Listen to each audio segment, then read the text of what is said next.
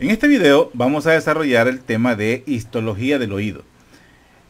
Apoyándonos en la clase de macroanatomía, volveríamos a ver cómo está la subdivisión del oído, desde un oído externo hasta un oído interno, describiendo cada una de las partes, pero específicamente lo que corresponde a la histología, es decir, a la celularidad, pero poniendo mayor énfasis en los mecanorreceptores, es decir, en los receptores que encontramos al interior tanto del laberinto como de la cóclea, es decir, lo que corresponde a el equilibrio y la audición. Y también pues veríamos la parte de la inervación, o sea, lo que corresponde al nervio vestíbulo coclear. Las estructuras propias del oído interno son las que más nos interesan en esta clase, sin dejar de lado pues la estructura de cómo está tapizado el oído medio, que es donde encontramos el sistema prácticamente de conducción, y veríamos parte pues de la membrana timpánica, así como parte del conducto auditivo externo. Pero bueno, eso lo vamos a ver pues paso a paso en el desarrollo pues de esta clase, así que por favor pues pongámosle cuidado, pongámosle mucha atención. Es bueno que vayan reforzando la información con la clase de macroanatomía, pues para que le entiendan mucho mejor y para que vayan viendo paso a paso, porque en ese mismo sentido lo veríamos. Es decir, iríamos hablando del oído desde una parte externa hasta terminar en una parte interna. La parte del oído interno es la que conlleva la mayor cantidad de información. Entonces, por ende, digamos, es la parte un poco más difícil, un poco más compleja, y la que necesita pues mayor cuidado. Al final pues voy a compartirles un video para comprender a cabalidad pues cómo funciona el oído, pero ya desde un punto de vista dinámico. Así es que pues comencemos a ver esta clase, ¿ok? Algo muy importante pues es recordar desde dónde o en qué momento pues se conforma lo que conocemos como el oído. Como podemos ver en esta diapositiva, hablamos que a partir de la cuarta semana, más o menos, pues a ese momento ya tenemos una distribución de las tres capas germinativas del disco trilaminar, como lo son el ectodermo, el mesodermo y el endodermo. A este nivel ya va a medio camino, por decir así, el plegamiento del embrión, y por ende se ha ido formando ya y está casi formado lo que corresponde al tubo neural. Es más, las vesículas primitivas del cerebro ya están en formación, ya lo vamos a ver más adelante, pero lo que me interesa de esta diapositiva es que veamos cómo de cada una de estas tres capas tiene un origen las partes del oído. Como podemos ver, el ectodermo pues interviene en la formación del oído interno y del oído externo. El mesodermo participa en la formación de las tres partes del oído, pero el endodermo participa en la formación del oído medio. A simple vista pues se ve como medio confuso, ¿verdad? Porque el ectodermo, que es la parte del disco trilaminar más externa, por eso es de ectodermo, ¿cómo va a tener, se va a involucrar tanto en el interno y en el externo? La explicación de esto es el plegamiento, cómo se da el plegamiento del tubo neural. Entonces, no voy a entrar a una explicación a este momento, porque eso ya lo vimos en embriología. Pero sí quiero que tengamos una conciencia pues de que tanto el equilibrio como la audición vienen a ser como el desarrollo pues de una invaginación del ectodermo. Acordémonos que el ectodermo, a nivel de las vesículas cerebrales primitivas, la zona específica donde se desarrolla el oído es a nivel del mielencéfalo. Entonces, el mielencéfalo es una de las partes primitivas del encéfalo.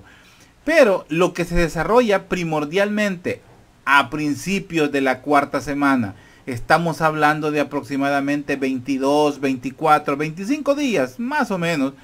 Estamos hablando de que se está formando o se está desarrollando una vesícula que se llama la vesícula óptica, que en un principio pues se conoce como la placoda óptica. De ahí es que nace lo que conocemos como el otocisto. El otocisto viene a ser pues el primordio de lo que será el oído. Así como hablamos de la placoda óptica cuando vimos la clase de histología, pues aquí hablamos de la placoda óptica, o sea, del oído. Y es de esto de lo que estoy hablando.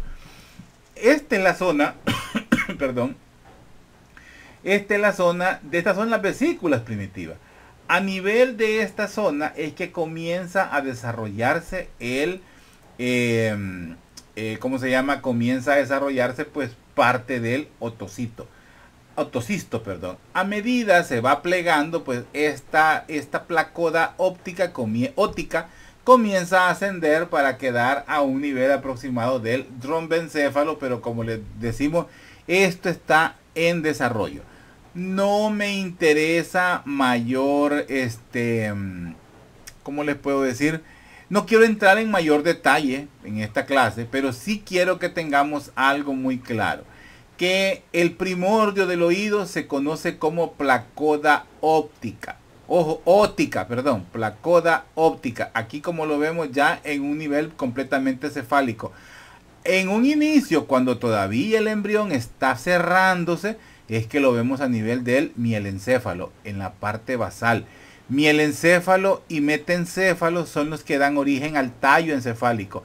Mesencéfalo se queda como tal, ya lo conocemos, que es el cerebro medio, parte del tallo encefálico también. Y el diencéfalo lo conocemos como otra parte del encéfalo, y el prosencéfalo, que viene a ser el cerebro en sí, o los lóbulos cerebrales, o la corteza cerebral. Entonces este es las vesículas primitivas del cerebro, del encéfalo, digamos. Entonces, a medida se va plegando, pues va subiendo la placoda óptica, que luego se convierte en una fosita óptica y luego en una vesícula óptica.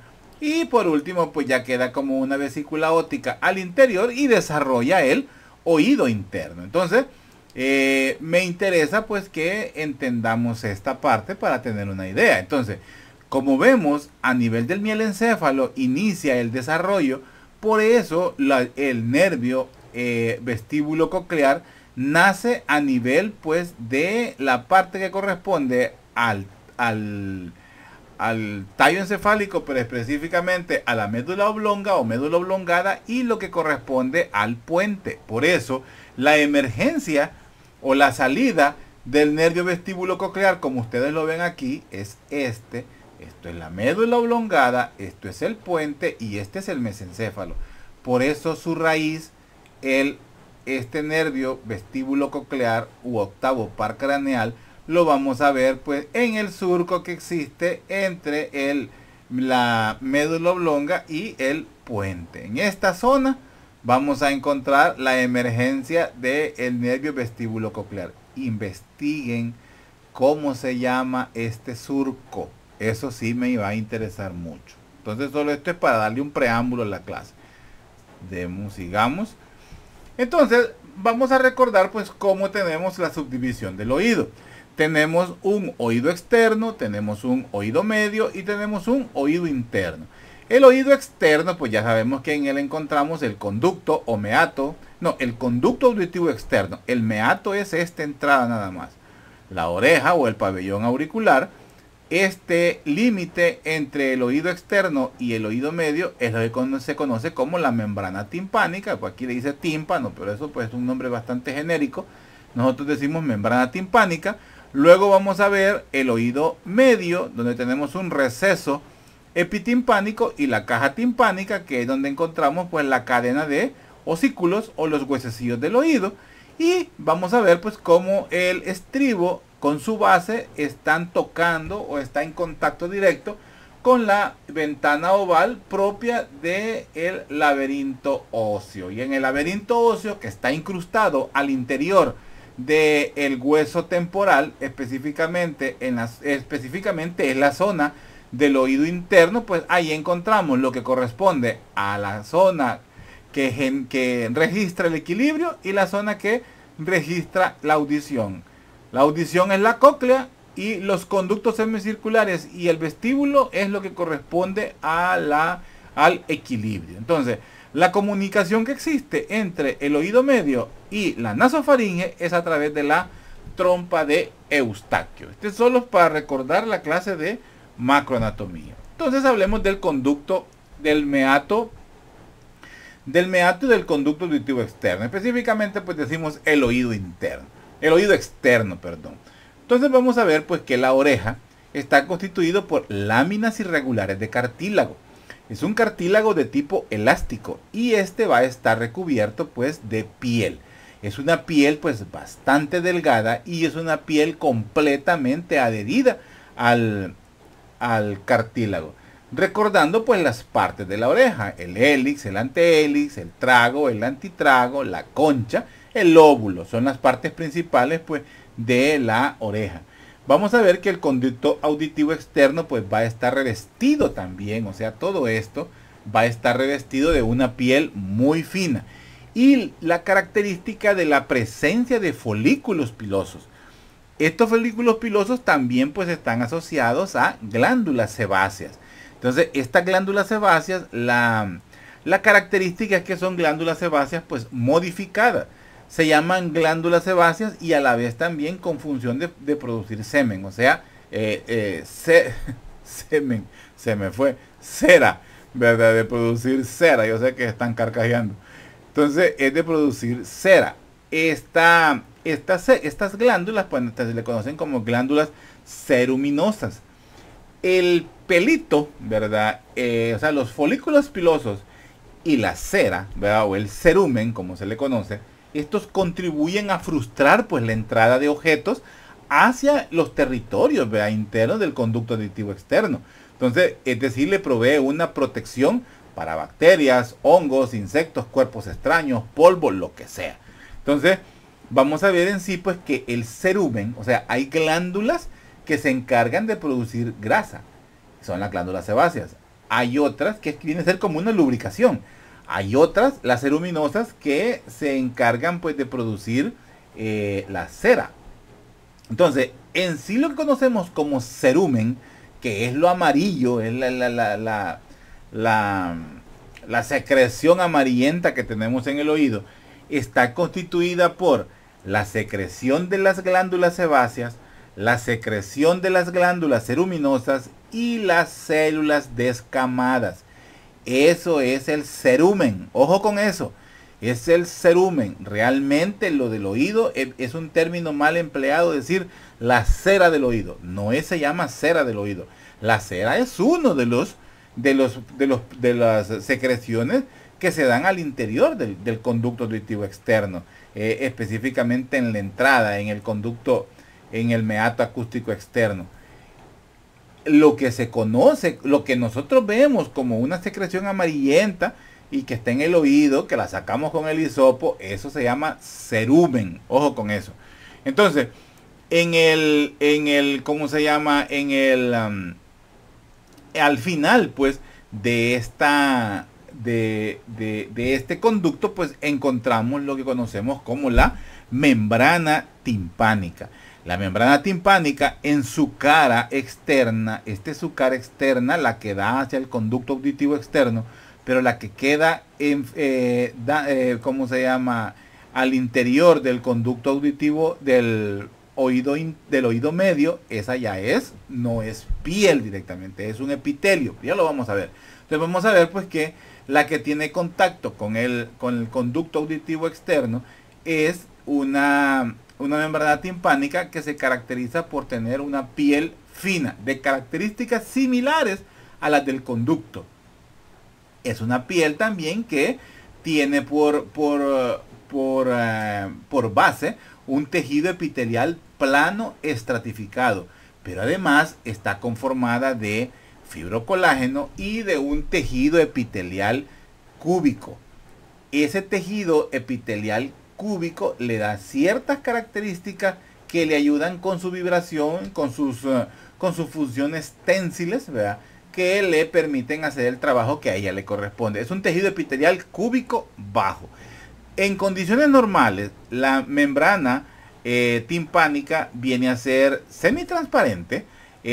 Podríamos decir que tiene un color gris claro.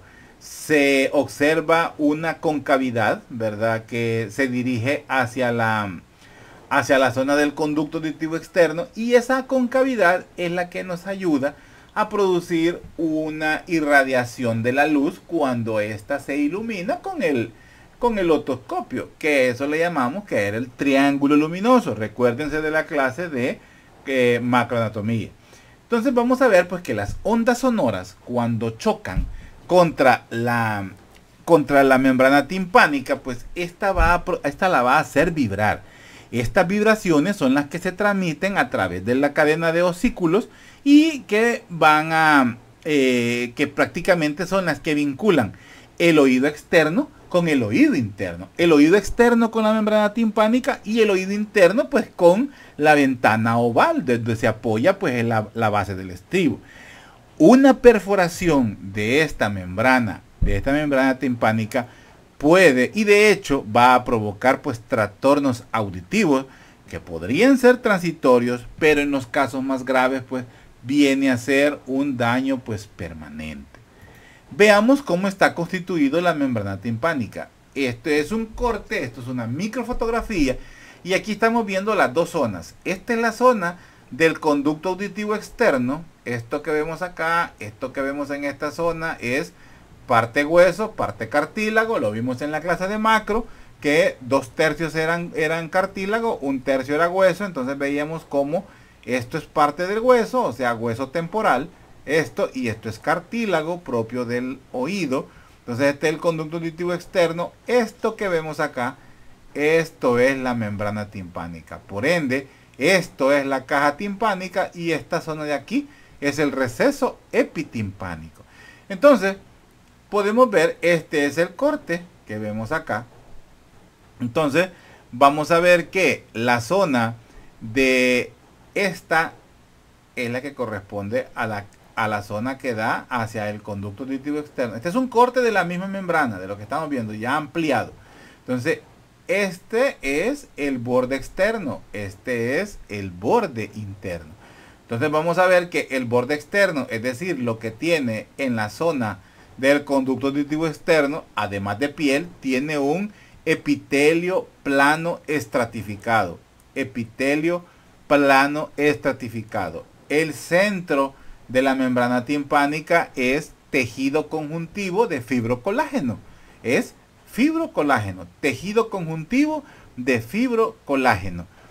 Y la zona que está al interior, ¿verdad? Al interior, esa es ese epitelio cúbico bajo, pero su característica es que encontramos mucosa, ¿ok? Entonces vamos a encontrar mucosa. La zona externa, ¿verdad? La zona externa, permítanme, aquí tengo un error. Sí, aquí tengo un error. Es que esta diapositiva, la vamos a arreglar, porque aquí, permítanme, la voy a arreglar. Permítanme un segundo. Ok, hoy sí. Entonces, vuelvo a repetirla porque me había confundido. En la orientación que está, así es el corte. Esta es la zona externa, o sea, es la que da hacia esta cara. Y esta es la zona interna. Este es el epitelio plano estratificado, o sea, este es el epitelio plano estratificado. Tiene una coloración un poquito más oscura porque lleva mucina y eso es característico de la piel. Entonces por eso es externa. La parte interna es tejido conjuntivo de fibrocolágeno y la parte, esta es la parte intermedia. Esta es la parte interna, o sea, la que da hacia la zona de la caja timpánica, es decir, a la zona del oído interno, el oído medio, perdón. Ahí encontramos el epitelio cúbico bajo, característico de ¿qué? De las mucosas. O sea, así está constituido la membrana timpánica. Anoten eso. Sigamos. Entonces, ahora vemos el oído medio. El oído medio, pues como vemos, él es un espacio que está, es todo esto. Este es el oído medio. Esta es la caja timpánica y esto de aquí arriba es el receso epitimpánico. Entonces, el oído medio en sí, pues, es un espacio, que está ocupado por aire completamente. Ese tiene específicamente aire y un aire a presión ambiente, o sea, la presión en que está el exterior, así está la presión al interior del oído medio. Presenta 6 caras, como una pared, como que viéramos un cubo, un dado, la caja timpánica, como tal si viéramos un dado. Un dado pues tiene 6 caras. Entonces, para recordar, solo para recordar, les presento esta diapositiva, que lo vimos pues en la clase de macroanatomía. Las 6 caras que presenta la caja timpánica.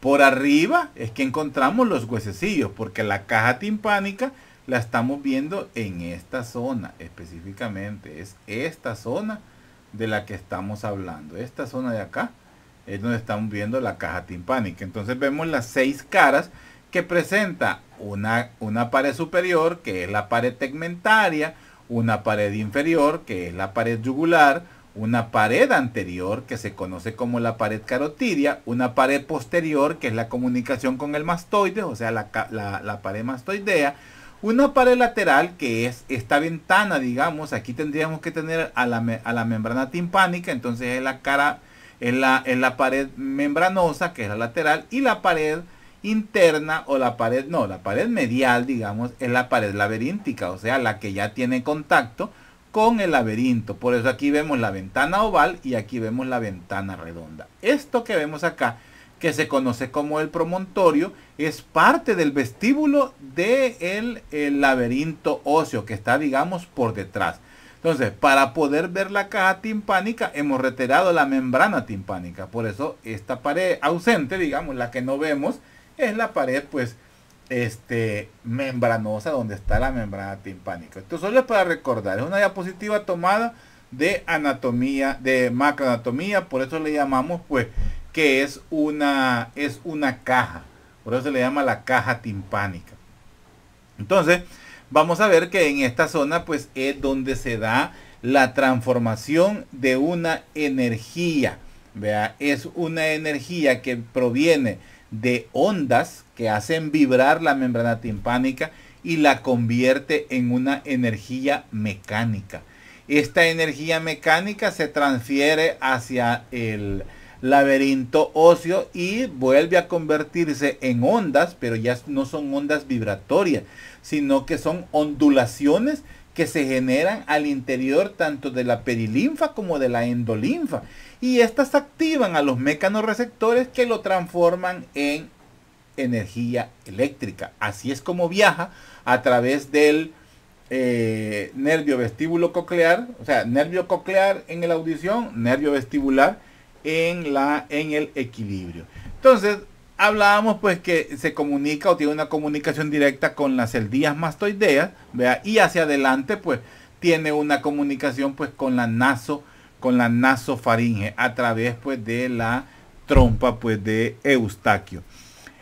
Todas las paredes pues de la digamos pues el tejido propio, ¿verdad? de esta zona pues está tapizado, tanto algunas zonas por epitelio plano simple, pero la gran mayoría va a estar pues tapizado por epitelio cilíndrico ciliado, similar al epitelio respiratorio.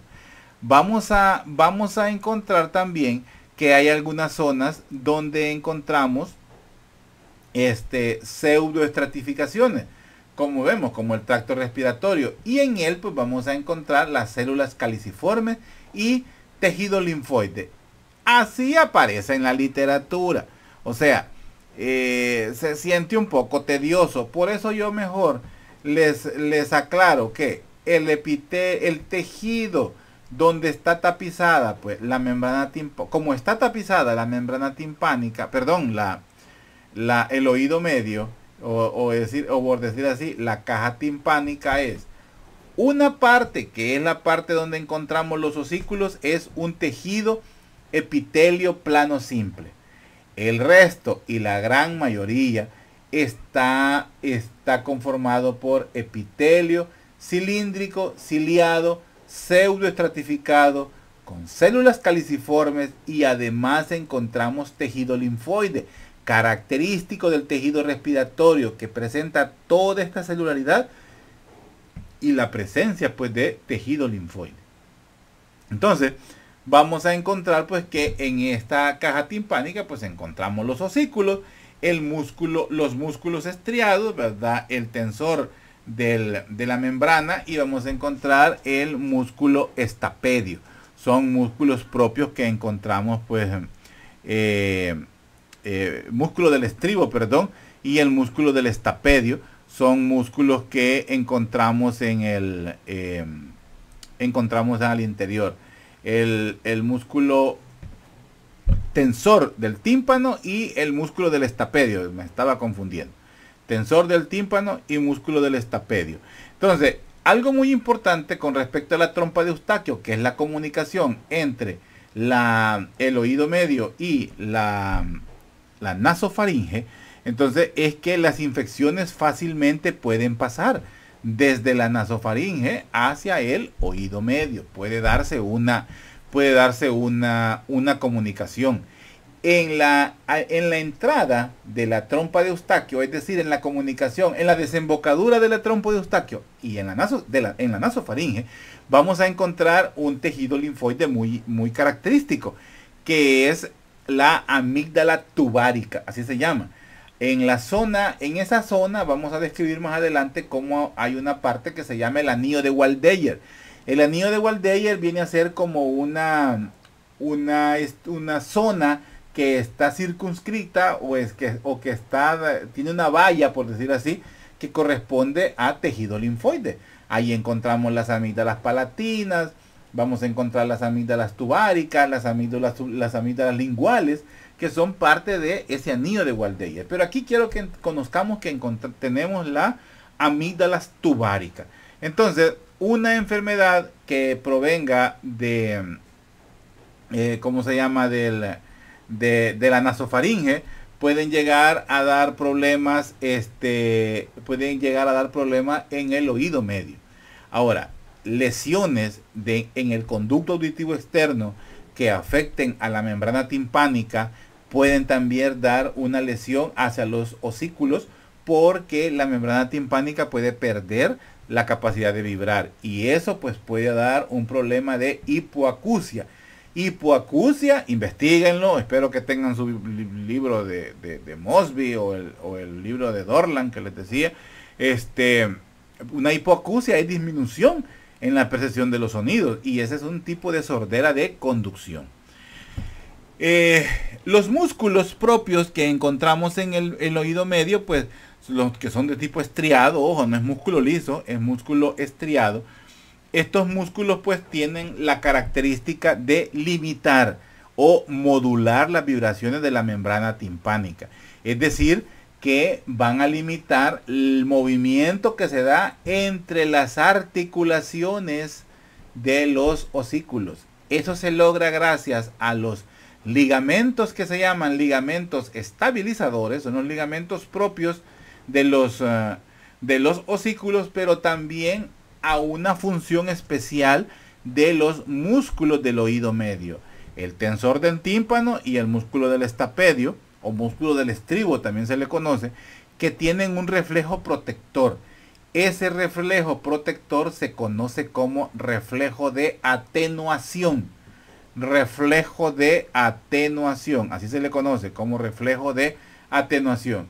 Ahora, una infección del oído medio que proviene de la nasofaringe, una lesión en esta zona puede desencadenar también una lesión o una infección directamente en las celdas aéreas que están en la parte posterior, es decir, en el mastoides, y generar una infección o una patología que se conoce como mastoiditis.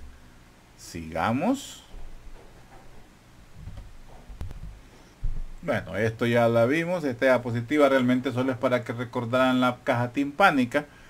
Y ahora pasamos a el laberinto interno. Como ven, no es mayor cosa lo que vamos a ir describiendo de esta zona. Me interesan los epitelios, me interesa cómo está conformada la membrana timpánica, el tejido propio que encontramos en el conducto auditivo externo. Eso me interesa. Entonces veamos pues que el conducto interno pues está conformado por un laberinto óseo, y dentro del laberinto óseo pues encontramos un laberinto membranoso. El laberinto óseo pues está conformado por un vestíbulo, que es la parte central, los conductos semicirculares, que son estos conductos que vemos acá, y por supuesto pues la cóclea. Todo esto está revestido de periósteo. El laberinto óseo, su nombre de óseo no es de choto, o sea, es porque es un laberinto con características propias de un hueso. La única diferencia es que es un hueso hueco y al interior pues vamos a encontrar pues el laberinto membranoso. En la zona, bueno, hablemos del laberinto membranoso. El laberinto membranoso, que está representado por esto azul que está allá al interior del laberinto óseo, encontramos el utrículo, encontramos el sáculo y los conductos semicirculares, que son estos que vemos acá. Entonces, todas estas, estos conductos, el utrículo y el sáculo, van a estar, pues, van a estar, bueno, y también encontramos el conducto coclear. Aquí no, eso no está aquí. El conducto coclear, están los conductos semicirculares y el conducto coclear. Todos ellos, pues, están revestidos por láminas de fibrocolágeno y también de epitelio plano. Epitelio plano. Los espacios, vea, están los espacios que se encuentran entre el laberinto óseo y el laberinto membranoso va a estar lleno de perilinfa, o como dice aquí, un líquido perilinfático. Entonces, luego vamos a tener que al interior del laberinto membranoso vamos a encontrar la endolinfa. Y al interior, en la zona donde encontramos el órgano de Corti, que es tubular, vamos a encontrar la cortilinfa. Esa no la vimos en macro, esa la vemos en micro, la cortilinfa. Ahora, estos conductos semicirculares que encontramos acá, todos ellos se inician en el vestíbulo y desembocan también en el vestíbulo. Es la zona que corresponde a la función vestibular, es decir, al equilibrio, como vemos acá. Esta es la zona de la cóclea, esta es la zona del equilibrio, o sea, la zona del nervio coclear. Y aquí hay un nervio acompañándolo también. ¿Qué nervio será este que acompaña al nervio vestíbulo coclear al interior del oído interno? Ojalá se acuerdan. Las células características que encontramos tanto en la porción vestibular como en la porción coclear del laberinto membranoso son las células conocidas como mecanorreceptores. Mecanorreceptores. En sí, pues, vienen a ser células. Estos mecanorreceptores se caracterizan por poseer células ciliadas. Vienen a ser, pues, células epiteliales, pero especializadas. Estas van a presentar unas terminaciones altamente organizadas, encargadas de registrar las ondulaciones en la endolinfa, que se llaman microvellosidades, pero tienen un nombre propio, se llaman esterocilios. Estos esterocilios están en las microvellosidades, específicamente en la superficie apical, pero creo que me estoy adelantando, eso lo vamos a ver más adelante, ya con imágenes. Me interesa que veamos las características tanto de la perilinfa como de la endolinfa. Estas son las características, la composición química, cómo está la perilinfa, cómo está la endolinfa. La perilinfa, como vemos, tiene una característica acumulación de sodio. Y la endolinfa, una característica distribución de potasio. Estas es las características propias de la perilinfa y la endolinfa. Ahora, la cortilinfa, que la encontramos al interior del túnel de Corti o del canal de Corti, esta es una composición muy similar al plasma sanguíneo. El plasma sanguíneo se caracteriza por tener sodio 145, potasio 4, calcio le encontramos 5, el cloro 105, ¿qué más? El bicarbonato se encuentra a veces en 25, el pirofosfato en 2, el pH es de 7. Prácticamente la cortilinfa, y por eso lo tengo aquí, la cortilinfa se parece mucho a la perilinfa. Las variaciones son muy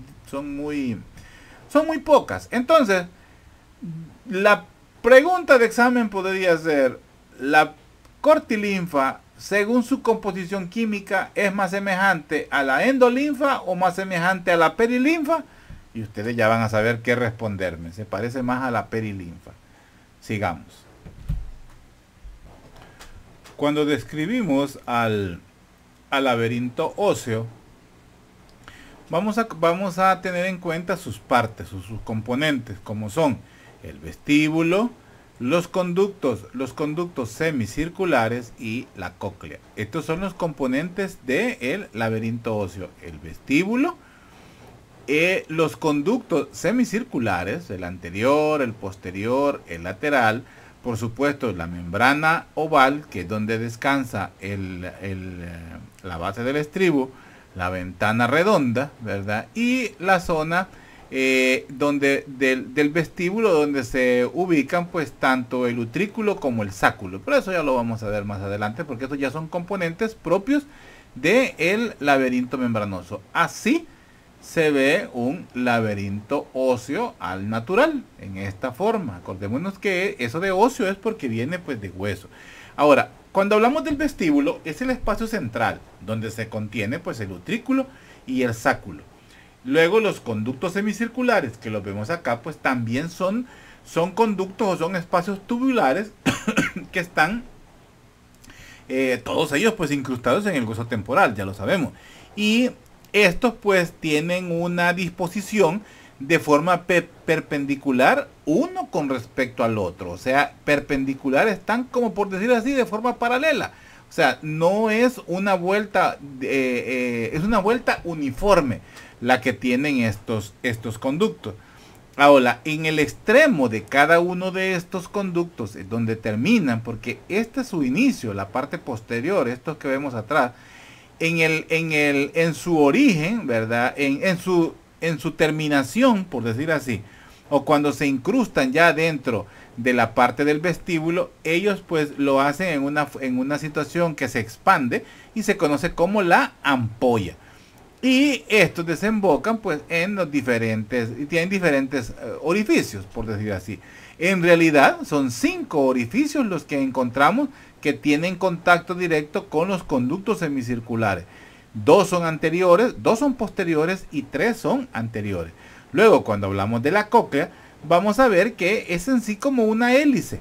Vea que tiene una forma de cono. ¿Se acuerdan cuando lo vimos, lo describimos? Es más, aquí se ve.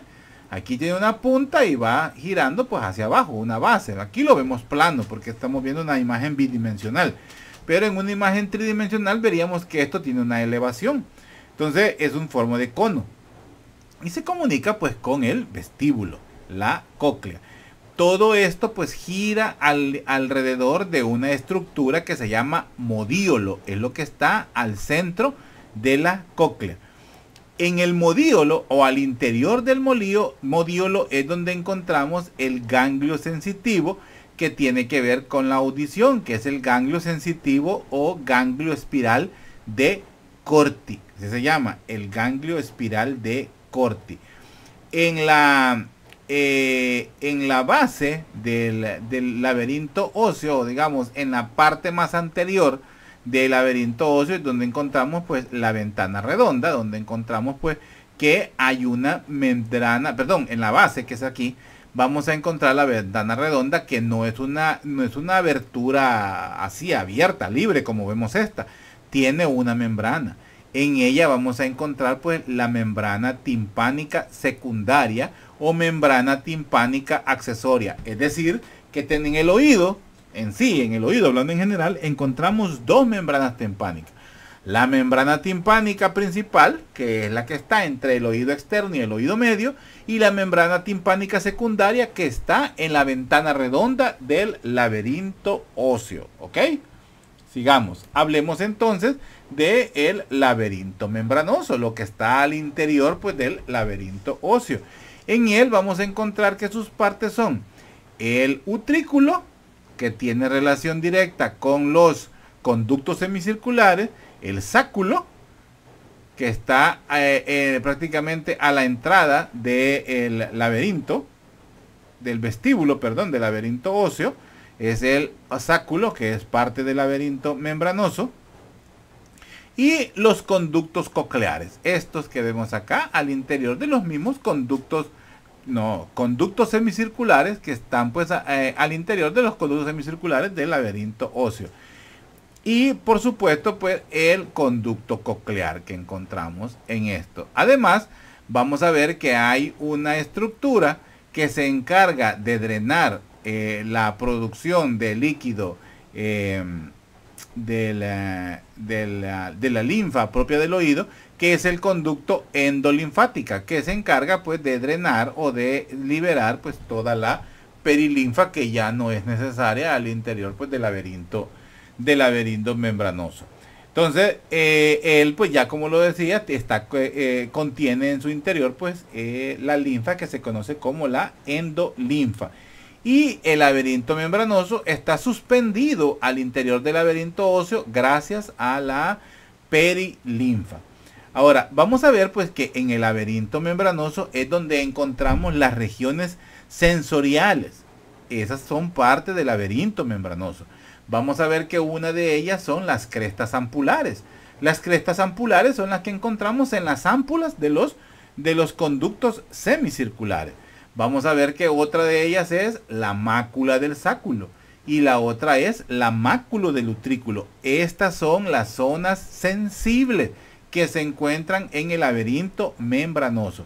Y la que tiene que ver con la audición, que se encuentra en el conducto coclear, es el órgano de Corti. Este que vemos acá es el órgano de Corti. O sea que esas son las zonas sensibles que se encuentran en el laberinto membranoso: la mácula del sáculo, la mácula del utrículo, las crestas ampulares y el conducto o órgano de Corti. Entonces, todos estos vamos a encontrar, vamos a ver que están compuestas o están constituidas por células ciliadas que se llaman mecanorreceptores.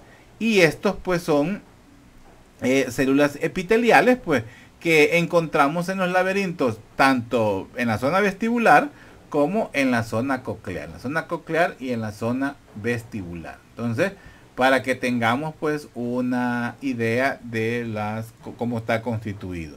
Sigamos. Permítanme. Entonces, en relación a la sensibilidad o a los órganos, a las zonas sensibles del laberinto membranoso, vamos a encontrar que en el aparato vestibular, ¿verdad? En esta zona de acá, ¿verdad? En la zona del aparato vestibular, vamos a encontrar que tiene que ver pues con la aceleración.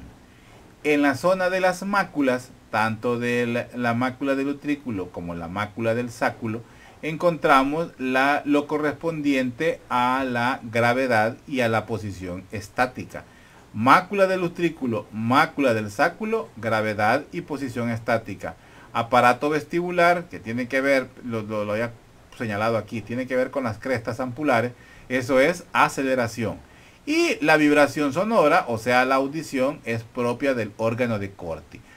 Esto, pues vuelvo a repetirlo, está constituido por células ciliadas o conocidas como mecanorreceptores. Todas ellas se distribuyen en diferentes zonas del laberinto membranoso. ¿Con qué objetivo? Pues con el objetivo de detectar los movimientos producidos tanto en la perilinfa externamente como los que se traducen al interior de la endolinfa y unos terceros en la zona de Corti, en la cortilinfa. Sigamos. Esos mecanorreceptores de los que hemos estado hablando son estos. Estos son los mecanorreceptores o las células ciliadas. Estos son en realidad pues transductores mecanoeléctricos. Eso realmente son transductores mecanoeléctricos. Ellos pues los encontramos tanto en la zona de la cóclea como en la zona pues del vestíbulo o de la región vestibular. Ahí lo vamos a encontrar. Son en realidad pues neuronas, son células neuroepiteliales, son de tipo 1 y son de tipo 2, así son ellos. Esto que vemos acá es la zona apical de esta célula. Entonces las células ciliadas son de tipo 1 y de tipo 2, las que ubicamos como esterocilio.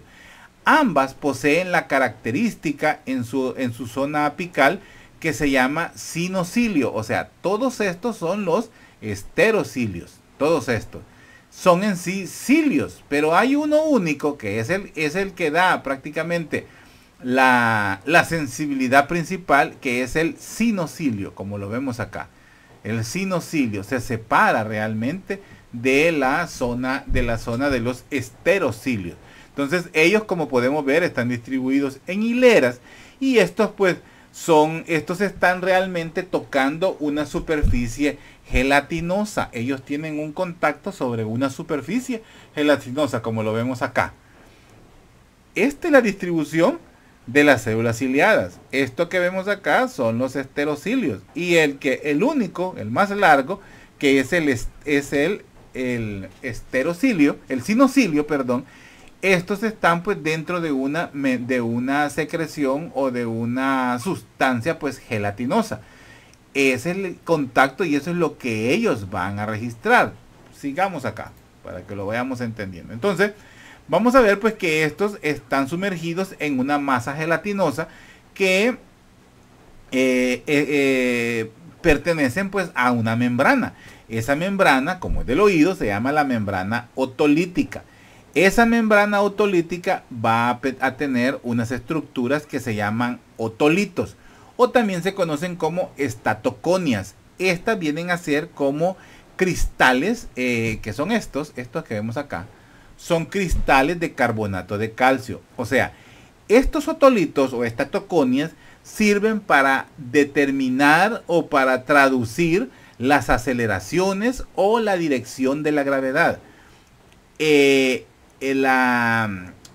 ¿Cómo se llama? Estas estatoconias son las que registran el movimiento, y estas que vemos acá, esto es la membrana otolítica. Estos son los otolitos. Estos son los que se mueven, y el movimiento es registrado por los esterocilios, pero principalmente por el sinocilio, que vemos acá. Entonces estos son los otolitos. Sigamos, son estos que vemos acá. Entonces los otolitos o estatoconias se mueven por las ondas que se generan en la endolinfa y que se traducen en la perilinfa y se traducen a la endolinfa, ¿ves? Y entonces pues ellos permiten el movimiento, y eso es lo que estimula los esterocilios y el sinocilio, y esto lo traduce en una información eléctrica que va a viajar pues a través del axón, como dice aquí, la terminación nerviosa aferente. O sea que va a llevar una información de sensibilidad aferente, ¿verdad? Entonces ellos van a registrar tanto las aceleraciones como la dirección. Una característica es que en las crestas estas células no van a presentar otolitos. Mejor dicho, no la célula, la membrana no va a presentar otolitos, no se presentan en la zona de las crestas. Ahora, ellos tienen una sensibilidad muy rica para la vibración mecánica. La vibración mecánica es gracias a los otolitos o las estatoconias que se mueven. Y así es como ellos actúan como mecanorreceptores sensoriales. Entonces, no en sí van a absorber líquido ni nada. Lo que registran es el movimiento. Entonces, al existir esta inclinación no es antojadiza. Esta inclinación así de los esterocilios, como los vemos en hileras, ¿verdad? Así, que están sumergidos en la matriz extracelular, o mejor decimos la membrana otolítica. Ellos tienen esta distribución porque a medida se mueve, toca al otro, va tocando al otro, lo va tocando al otro, va ocasionando una despolarización eléctrica de toda esta membrana de cilios. Entonces, así es como va a transmitir la información de tipo eléctrica hacia el sistema nervioso a través pues, de las axones de cada una de las células ciliadas. Entonces, la célula ciliar, ¿verdad? Es lo que está por abajo. Esta es la base apical. Esto que estamos viendo aquí es esta distribución, ¿verdad?, de células. Entonces, ellas se mueven al moverse porque lo tocan los otolitos cuando hay una vibración de onda en la membrana otolítica. Estos van tocándose uno con otro y se genera pues una despolarización eléctrica, y así es como viaja la información, como lo vemos aquí, por los diferentes axones, tal cual lo veíamos como las células ganglionares en la retina unían para conformar el nervio óptico. También los axones de las células ciliadas o de las células mecanorreceptores del oído se unen y conforman pues en un extremo podría ser el nervio coclear, en otro extremo el nervio vestibular.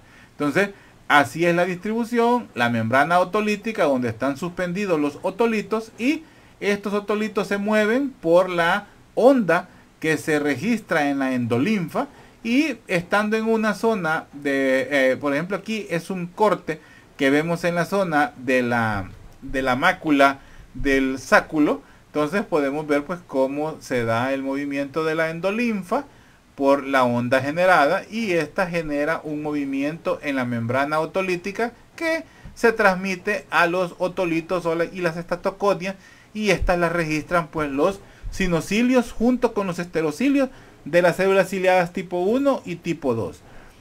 Los tipos, características de estas células tipo 1, como podemos ver, el mayor porcentaje son de células tipo 1. Tienen cuerpos grandes, son mielinizados, están conectadas exclusivamente a las células ciliadas internas, y cada una de estas recibe ramas de 20 fibras tipo 1. Los tipo 2, los cuerpos no están mielinizados, establecen contacto en su mayoría con las células ciliadas externas, son menos del 1%, lo hacen con las internas, y cada fibra inerva aproximadamente 10 células ciliadas, o sea, las fibras aferentes tipo 1 y tipo 2. Aquí pues vemos un corte cómo está la distribución de estas células. Es similar tanto en la zona coclear como en la zona vestibular. Ya esto que estamos describiendo más que todo es vestibular. Ya vamos a ver la zona de la coclear. Entonces estas células, ¿verdad?, presentan unas células especiales de sostén, que estas vienen a apoyarse o van a tener un apoyo en la base, y estas son las que, o sea, vamos a encontrar que en la membrana basal de donde encontramos las células ciliadas, a la par vamos a encontrar unas células de sostén que nos ayudan a mantener en un buen, estas que vemos acá son las células ciliadas, estas son células de sostén que están en la base.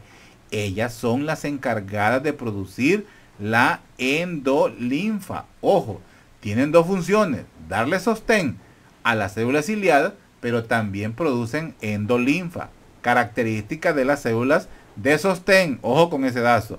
Entonces, los esterocilios, ¿verdad? O sea, las puntas, ¿verdad?, de las células ciliadas, los esterocilios, estos van a estar sumergidos en una membrana, que es esto, es la membrana otolítica. En la membrana otolítica vamos a ver todas estas piedritas, por decirlo así, que son las estatoconias o los otolitos.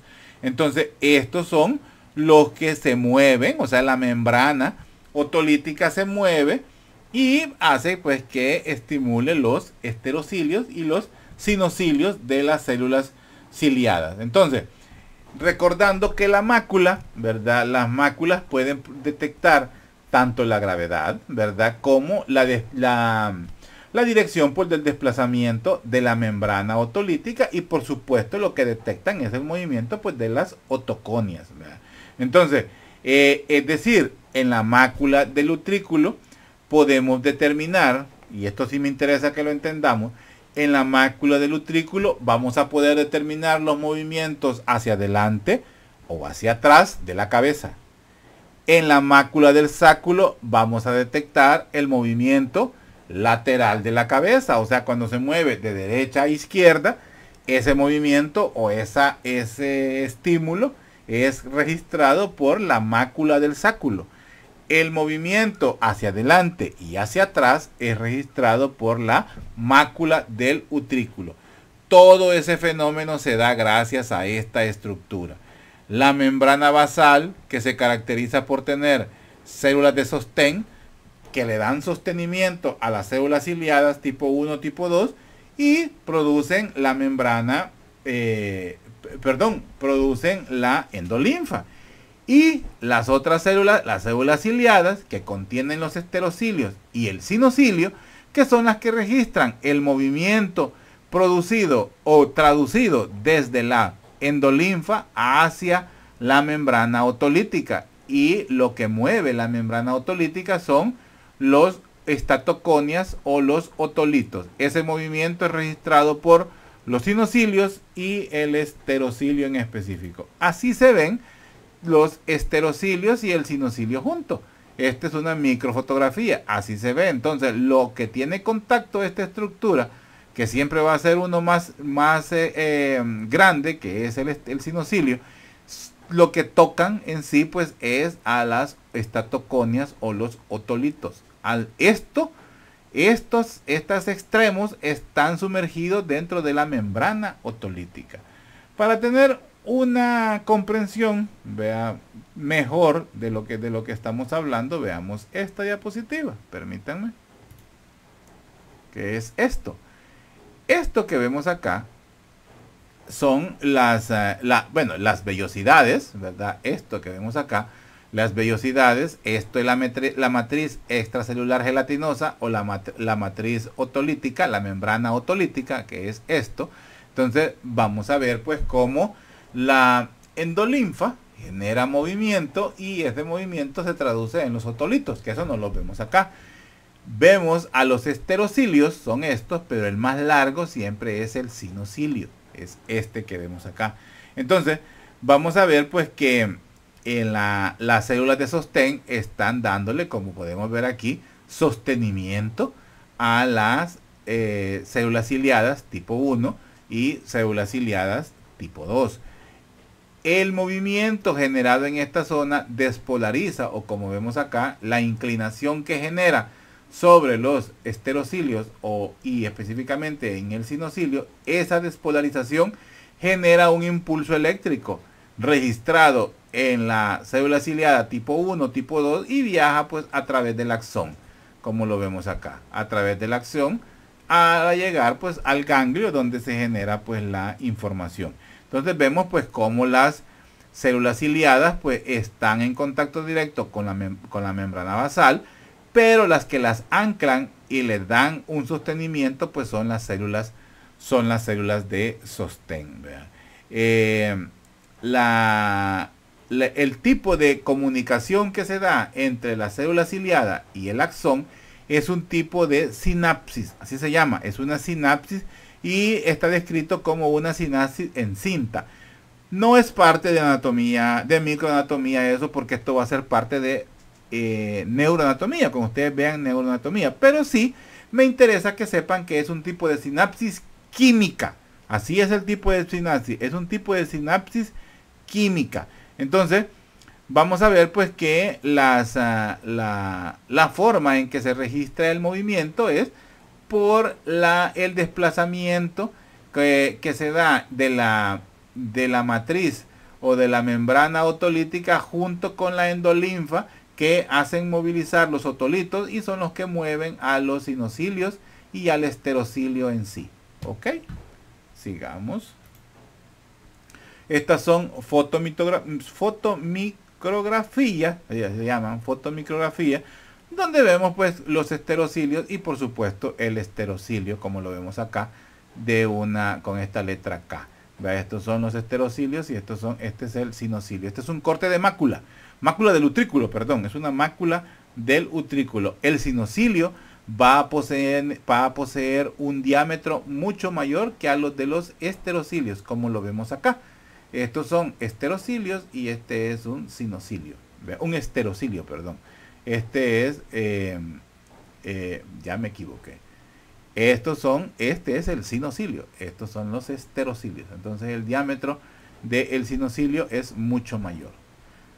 Por si acaso me he confundido, porque a veces me confundo con estos nombres en las diapositivas anteriores, y más de alguno que ustedes que es observador y curioso ya se dio cuenta. Ahorita hago un parón y digo y aclaro que el sinocilio es más grande que los esterocilios, como lo vemos acá y como lo vamos a ver. ¿A dónde fue? Acá. Sinocilio separado y más grande, y esterocilios son más delgados. ¿Verdad? Eso es lo que quiero que quede claro. Vean, volvamos donde estábamos. Aquí estábamos. Ok, permítanme. Algo muy importante, o como importante a mencionar, este tipo de esterocilios y sinocilios característicos de las células ciliadas, o mejor dicho, este tipo de células ciliadas solo se encuentran en dos partes del cuerpo, en el oído y en el epidídimo. El epidídimo es parte del sistema reproductor, pues, del hombre. Entonces, en esa zona es donde encontramos este tipo de células ciliadas con un esterocilio característico. En el oído, pues este esterocilio tiene una alta sensibilidad hacia la vibración mecánica, por eso funciona como un mecanorreceptor sensorial, y pues tiene una facilidad para poderse lesionar. Se lesiona fácilmente a la sobreestimulación. Entonces ellos cuentan con un mecanismo molecular de renovación continua, así como vemos esta cadena. Ellos pues estas son células nuevas que están conformando el tejido, y a medida que se van haciendo más viejos van cambiando de este color celeste, como lo vemos aquí, para tener la idea de así se van expulsando. Entonces, debido al movimiento, lo va lesionando, pero a la vez pues se va podemos decirlo, se va autorreparando el sistema. Es un sistema, una cadena prácticamente. Son filamentos principalmente de actina los que conforman pues el interior pues de los esterocilios, y eso lo hace pues mantenerse renovando continuamente, y esa es una forma pues de mantenimiento, por decir así, y que lo hace permanecer en condiciones funcionales pues durante toda la vida. Sigamos, o quiero ver, permítame que voy con el tiempo. Bueno, voy a quedarme hasta este momento, porque la parte que viene ahorita hemos hablado de hemos descrito cómo es una célula ciliada, cómo funciona la célula ciliada. Ya vemos que tiene que ver con las características, son los cilios que presenta en su porción apical, son tipo 1, tipo 2. Vamos a ver que tiene unos esterocilios y tiene el sinocilio, que es un único cilio, por decir así, largo, más grueso, con un diámetro más ancho. Pero también vimos que de su captar la situación pues depende de los movimientos generados por la endolinfa junto a la membrana otolítica que mueve a los otolitos o las estatoconias. Entonces, eso es registrado en las puntas o en las ápices de cada uno de los cilios y los esterocilios.